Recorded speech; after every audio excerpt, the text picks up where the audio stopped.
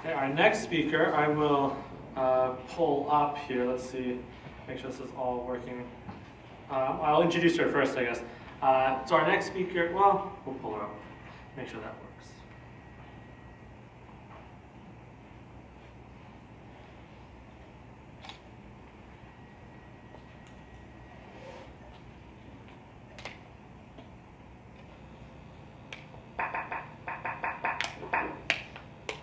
Okay, welcome. I'm just going to introduce you real quick, Sure. and then I can turn you around so you can see people, I guess, because they can see you, but you can't see them.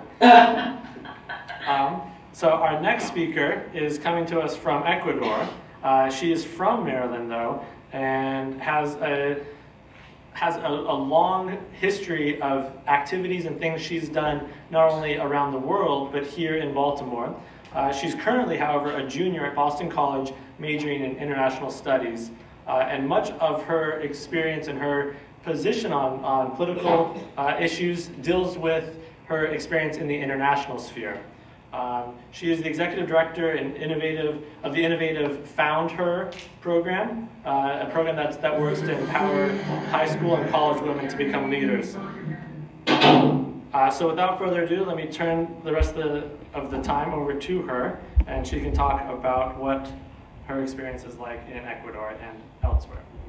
Perfect. Hello, everyone. Hello. It's good to be back home since I won't be here for Thanksgiving. So I guess this is the closest I'll be to Maryland for the next month or so. But I just want to talk to you guys a little bit about my experiences, and more specifically about an issue that I feel is important. But before I go there, I just wanted to show you a little bit of where I am right now. So I'm originally from the Baltimore area. More specifically, I lived in Ellicott City growing up, so not too far away from Baltimore.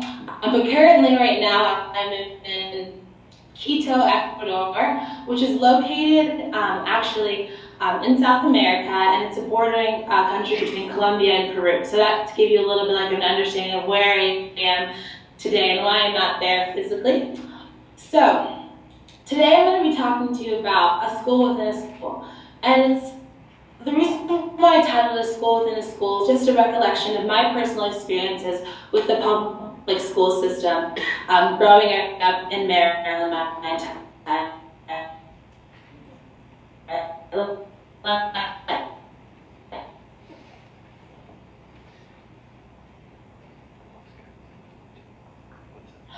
So, my whole life has been spent within the public school system. Yeah, I have a little bit of the.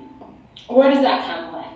More specifically, it goes back to my childhood. More specifically, to Sister, Sister, hopscotch, I hold you.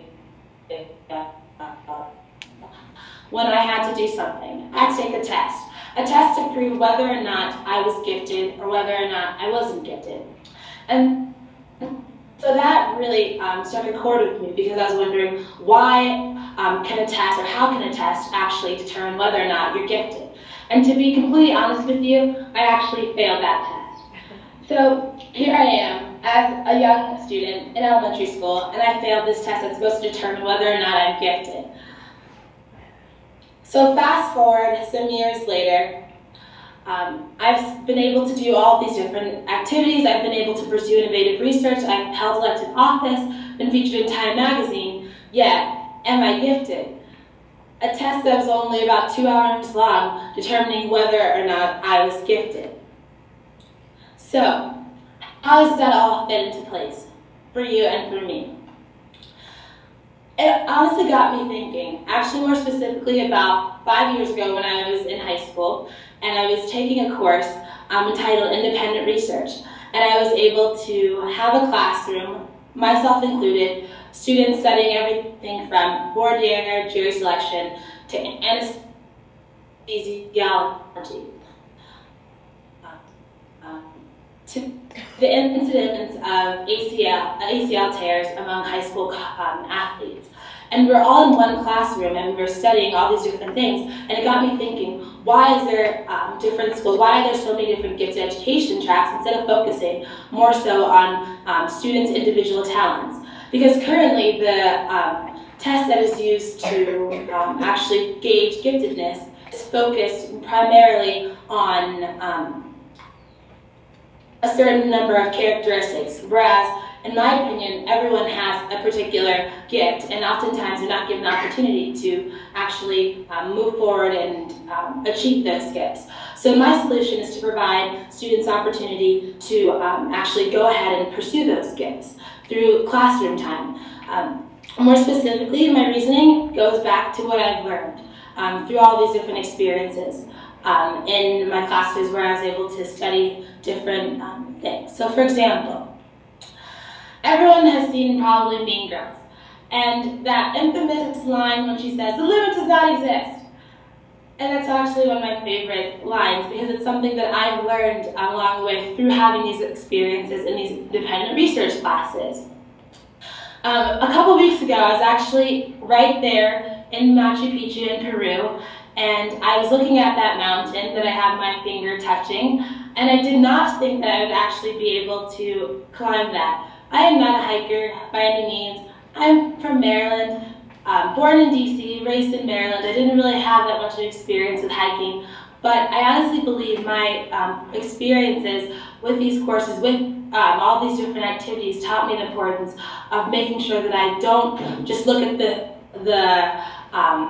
surface and actually look further within yourself and actually believe in yourself. Because if you told me 2 weeks before that I'd be climbing that mountain, I would have said no chance, no way. But again, just the importance of making sure you actually do try and not just limit yourself by what you see. So that's me at the top of the mountain. So now we're looking back at where I was just before that. And then another lesson I learned, which is to be gritty. You can't just stop and just think, okay, I'm good. I can just try once and then that's it. No, no, no, no. I've never gotten anything the first try. No. It literally has taken so many times. Literally, one time I was doing a project on dropout rates of students in Maryland, and I wanted to contact this professor at UCLA. I was in high school, and I was like, is he going to email me back? Yeah, he didn't email me back. I called him. I spoke to his secretary. I emailed him probably about 2 or 3 times until he actually responded back.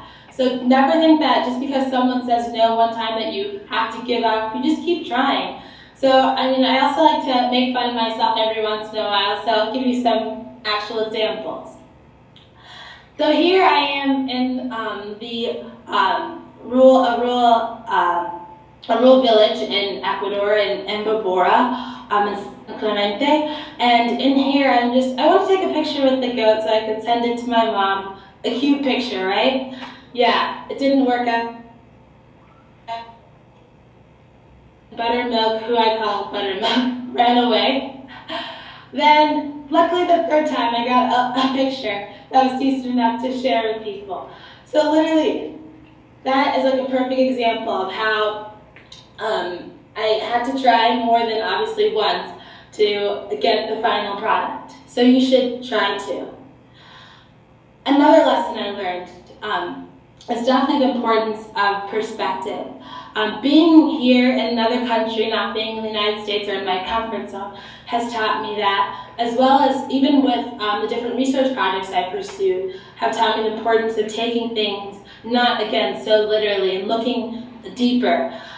Here, I'm standing in the Galapagos Islands, an island off the coast of Ecuador. It's also part of Ecuador as well. And as you can see, I have like a filter that I found like out of plants. But it's overlooking the Pacific Ocean. And with this, I just wanted to show how important it is to, again, not just look at the surface, but also to take a step back at all of your experiences and to gain new perspectives.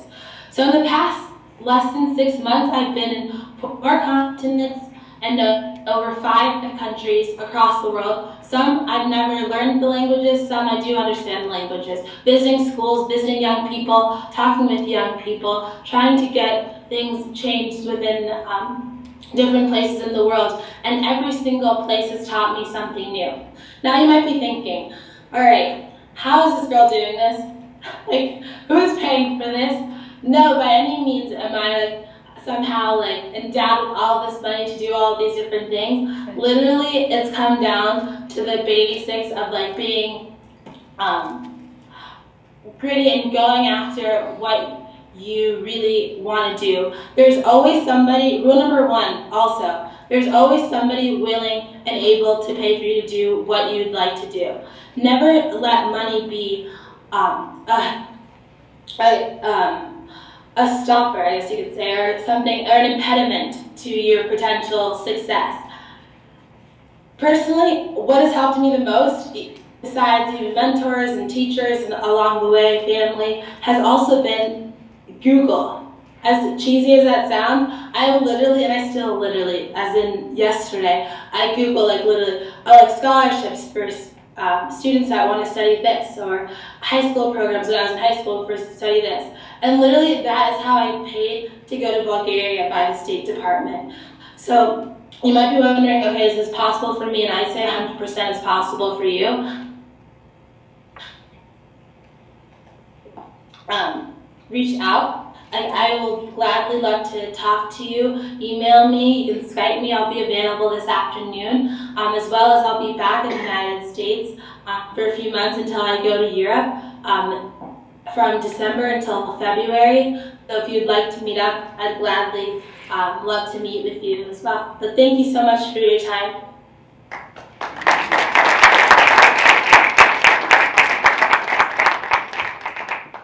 Thank you so much for joining us all the way from